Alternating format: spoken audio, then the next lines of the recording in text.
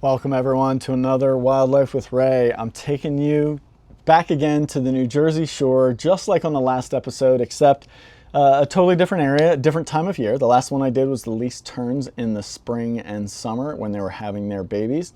This time it's going to be fall migration for shorebirds along the New Jersey coast, and one of my absolute favorite places that I used to go for myself and take people out to photograph these birds was this place. It was a tidal marsh that I had to kayak people out to. You would kayak through some water, we'd beach the kayak, and then we'd get out and we'd walk around these marshes, these sandbars that were only exposed at low tide, and all the shorebirds would come in there to feed and rest and that sort of thing during their migration through the area.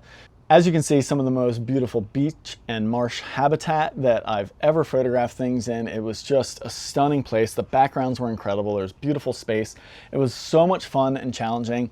You would actually be in the water. Sometimes you'd be in the water this deep as you're walking through, holding your camera up, trying to get from one spot to the next. And so a lot of fun. I'd taken countless people out there to experience that place with me. And it's a place I haven't been in a few years, but actually Emily and I, with the timing this year, it might work out for us to get back there one more time. So without me rambling on anymore, let's take a look at some of these images. Here's some of the birds you can see, and just the lighting, the space, the habitat. Amazing place, absolutely amazing place. So let's get rid of these filters and we'll go through everything. So yeah, like I said, it was a challenging place to get to, and because of that, it was one of probably the only place I had ever photographed birds in southern New Jersey, especially beach marsh habitat, where I'd never had any other photographers.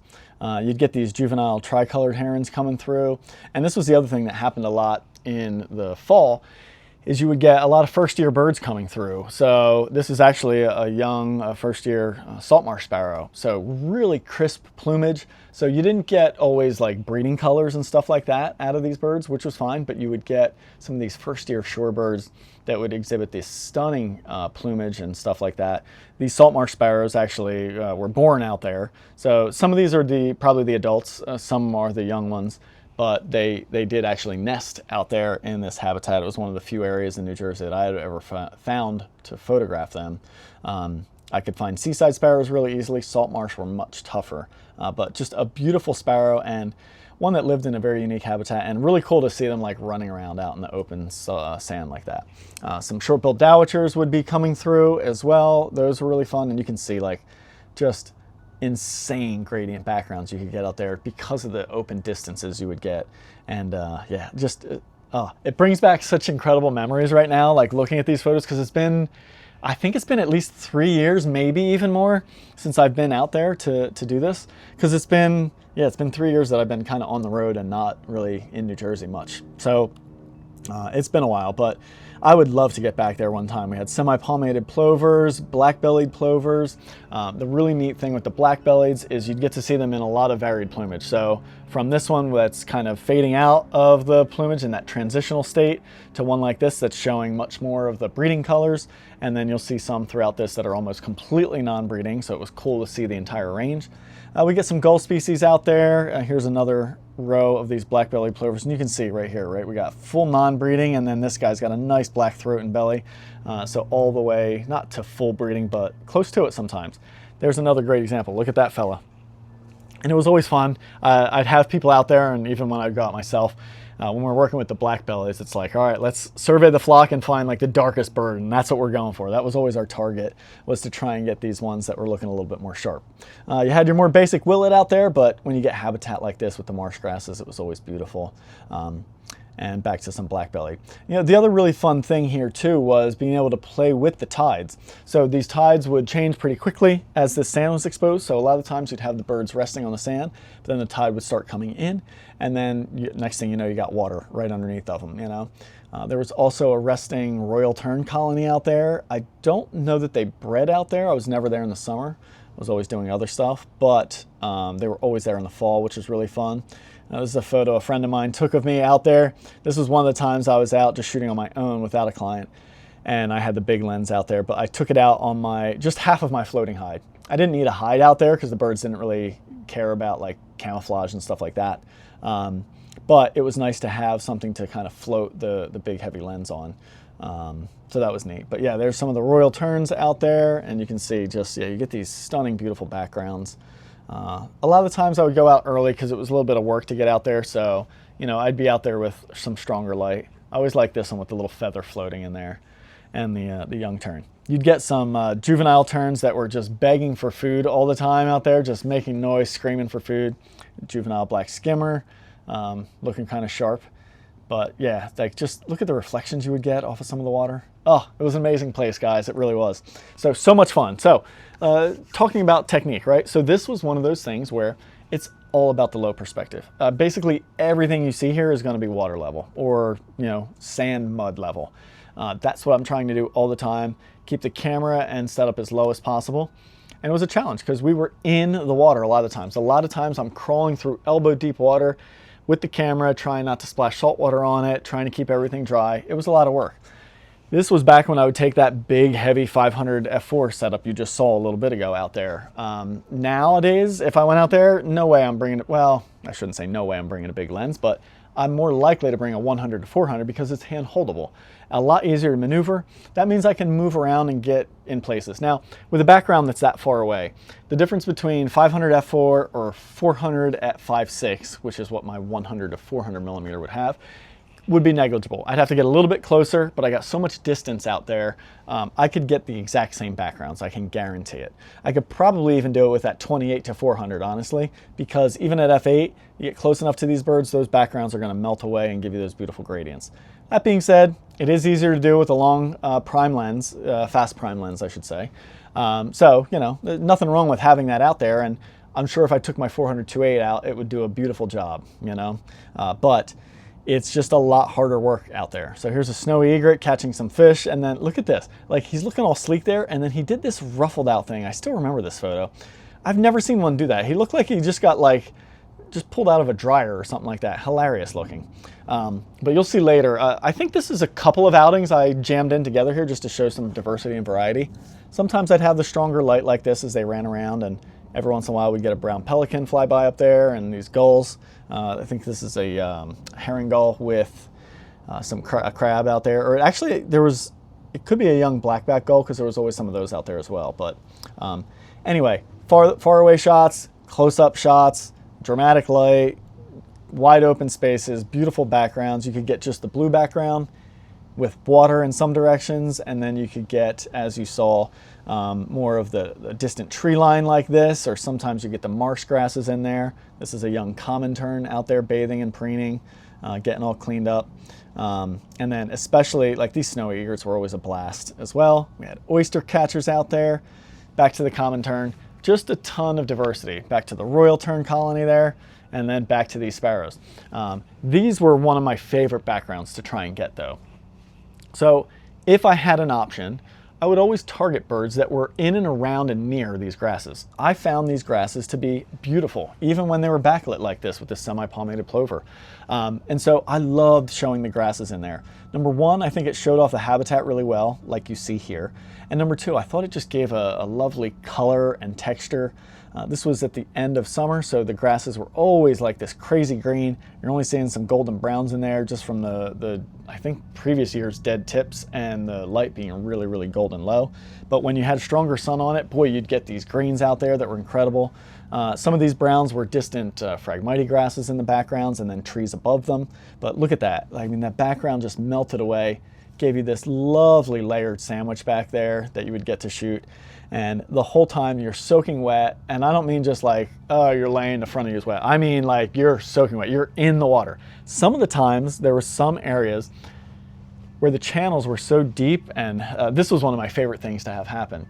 The channels of water that would flow around these little sandbar islands would be kind of carved in and deep, and you could actually be sitting in the water like this or crouching, and the water would be right up to here. You'd crouch right down into it and you'd be sitting there like this, just sitting upright, but you're shooting completely water level or water level into sand level. You know, so you're shooting like ground level with these birds just by sitting upright in the water. It was really comfortable.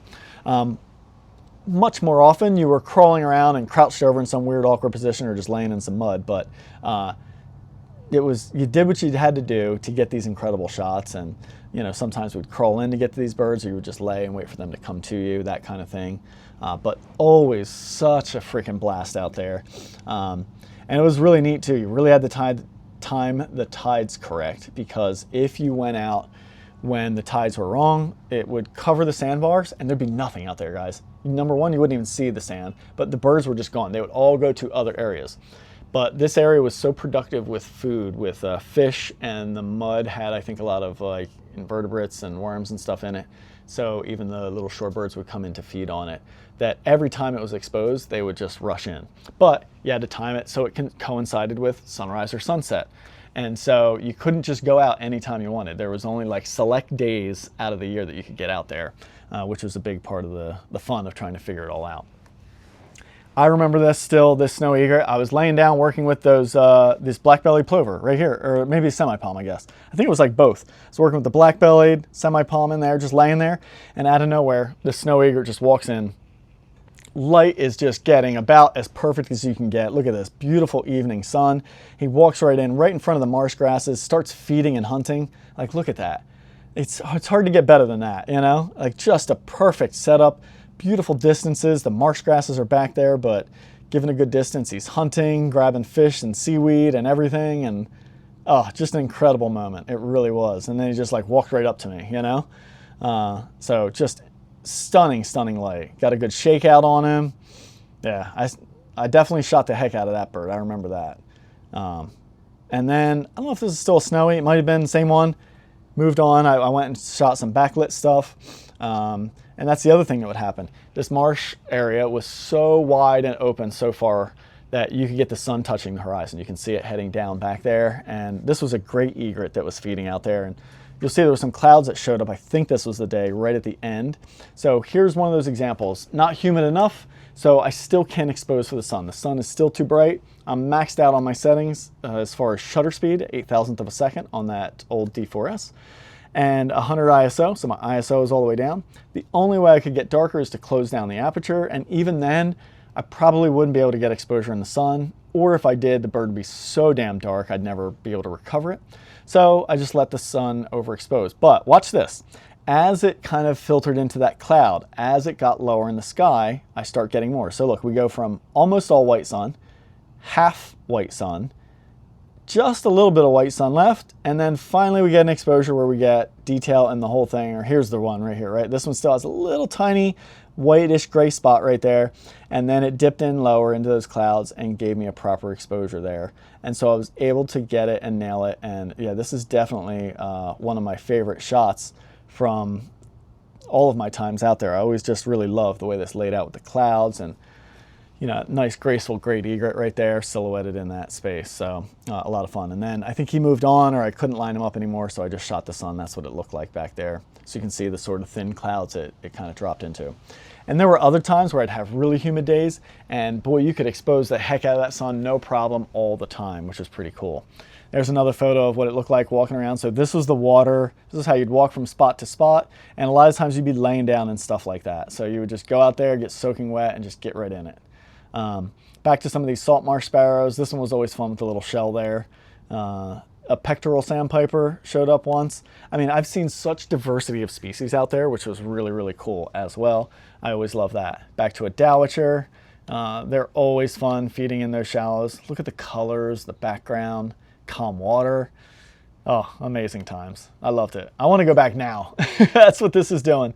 Do you ever do that? Do you guys ever like go back and look through some of your old photos, some great fun outings, and it just really gets you excited for either what's coming up again or going back to a place?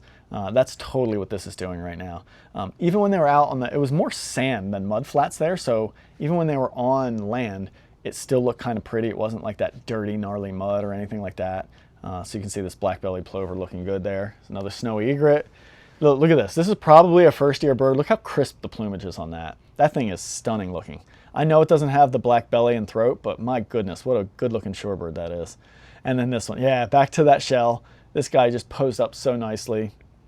These photos, some of this one, and I know this one for sure, were used in some living bird articles about these salt marsh sparrows and their habitat loss. And how rising sea levels are threatening them entirely. You know, these birds are really struggling. They're not doing well because of the rising sea levels. And the way they nest, they have to create pick a nesting spot, build the nest, lay the eggs, hatch the young, and fledge them all within the tide cycle. From new moon to new moon, because that's when you get the extreme high tides, and it will go in and flood their nests out. So if the chicks aren't hatched and fledged in that period of time, the chicks will drown. So imagine that. They are already nesting, they're ground nesters out in the marsh there, and so they pick a spot that won't get hit with normal high tides, but when you get those extreme high tides, you know, once a month, they will get flooded out. So it's a really unfortunate thing that's happening to these birds, but you know, neat to see they're still hanging in some places, and such a beautiful sparrow. I always loved photographing them. Got a yellow legs out there, which was always fun. Some more of these sparrows, back to some egrets in the sun, and this was another day you could see that sun was too bright for me to expose. Even when it was all the way down to the horizon, it just wasn't happening. So a couple of egrets out there, and then wrap it up with that last one. So that was my time out there. I'll show you a couple of those favorites again, just to kind of wrap things up, so you can see again some of the nice, wonderful diversity. The only thing I have to kind of share and suggest for you with this outing, other than just showing you some photos that I'm really proud of and a beautiful place that I love to work, was to say, sometimes you really got to push. Sometimes you really got to research. You know, I found this spot by just using Google Maps, looking at satellite views, trying to figure out areas within, you know, an hour or two of where I lived at the time that would be potentially good. And then I went and scouted. The first time I ever went there was like smack in the middle of the day when I don't even know if I knew to go when the tide was low, but I think I did get lucky and get there when the tide was low. But I had seen that, like, it looked like sand was exposed in these areas, and it turned out to be one of my like absolute year after year go-to locations. Once I figured it out and learned, and it took me 4 or 5 outings before I was really good at understanding and knowing what I was doing out there. But then it got so good and I understood it all that year after year I was able to predict it and pick those, you know, 3-4 day windows when the tides were going to be just right out there and would coincide with a really good sunset. And I was able to actually workshop it for years in a row, guys. I would take people out year after year and put the work and effort in to go out there. We have no other photographers. It was like we'd have shorebirds to ourselves. Meanwhile, that same location, that same exact area, if I went out onto the main islands out there, the main land that you could drive onto and just work along the beach, there would always be photographers and tourists and just beachgoers, and the beaches were crowded and everything like that, right? So you could get those birds there, but it was going to be a very different experience, and it was going to look totally different. So that little bit of extra effort in researching, scouting, and the little bit of extra work that went into going out and shooting out there, and it was extra work, don't get me wrong. You weren't just popping in, doing some shots and getting out. You know, it was a multi-hour outing every single time, but every single time it was always worth it. I have some incredible memories of taking some people out there that absolutely love being out there as well. And it was kind of the start of the beginning of me leading into my workshops the way they are now, which is they're all about the experience. It's all about giving the people that I take with me an incredible experience out in nature, and then also having some really good opportunities to get some photos. And when you do all that, you get yourself a chance to get some photos like this and have a lot of fun doing it. So thanks again for watching, everybody. I hope you guys enjoyed this one. Let me know if there's any outings you want to see me do a Wildlife with Ray episode on, and I'll be happy to do that. Other than that, I'll keep picking some that I want to share and doing that.